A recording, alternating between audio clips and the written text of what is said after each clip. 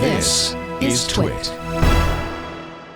Internet, feel your power. Microsoft has reversed course on its game management policies for the Xbox One. You will no longer be able to play games without the disc in the machine. You will no longer be able to share your games with 10 household members, and you'll no longer be able to access disc-based games from any Xbox One console. You'll also no longer be having to have an internet connection after setup, and you'll be more likely to be able to buy and sell used games since Microsoft will no longer manage rights for disc-based games. You won.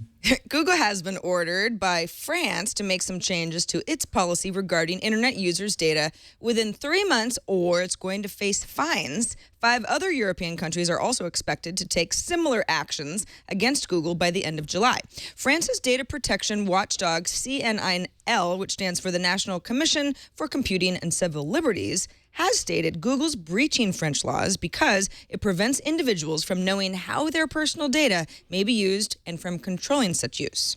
About 1 day after Adobe Creative Cloud went live, Adobe Photoshop CC has been cracked. Tech site Fstopper says that a version of the software is available on torrent sites and takes advantage of Photoshop's offline mode. Adobe was last seen shaking its fist in the air, yelling, "Pirates!" Yahoo recently announced it would retire user IDs that have been inactive for more than 12 months as of July 15th. The idea is to make those handles available for registration by others. Matt Honan at Wired pointed out this could lead to bad guys registering a previously used email address that might still be set for password recovery, say at a service like Google. Yahoo says it will have a 30-day waiting period after an email is retired, and it will notify emailers to dead accounts that the account no longer exists. Following on reports that Huawei was interested in buying Nokia, the Wall Street Journal reports that Microsoft and Nokia were this close to striking a deal as recently as this month. Sources say that Microsoft walked away from the table. This, of course, is a bit of a recurring rumor, so we'll just go ahead and schedule it for the News Fuse again in 3 months. It's on the calendar. The New York Times reports that the chairwoman of the Federal Trade Commission will recommend an inquiry on patent trolls. The FTC is likely to approve the inquiry and would issue subpoenas to those companies that buy and use patents to sue others. The FTC wants to know how these companies conduct their businesses, including whether they coordinate their lawsuits with other patent holders. Fast Wi-Fi devices that are standards compliant and therefore assured of interoperability. Here we come.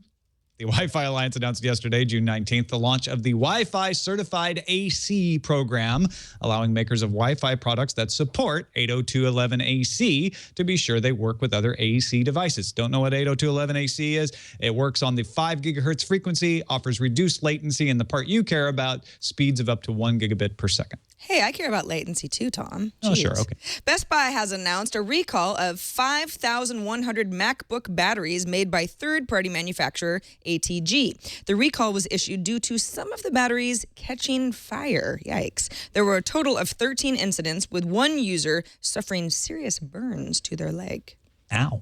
Yeah. India is often called the world's largest democracy. Now it's vying with the U.S. for the world's largest surveillance state. Reuters reports on the Central Monitoring System approved in 2011, which began rolling out in April of this year with little fanfare. The new system will allow the government, and in fact already is in some cases, to listen, tape, phone conversations, read emails and text messages, monitor posts on Facebook, Twitter, or LinkedIn, and track searches on Google of selected targets, all without those messy court orders that just get in the way. It's so convenient. The Nacka District Court in Sweden has sentenced Pirate Bay co-founder Gottfried Swartenborg to 2 years in prison for attempted aggravated fraud and aggravated fraud. Throughout the case, Swartenborg and his co-defendants asserted that other people used their computers to carry out the fraud, and now his lawyers have 3 weeks to appeal.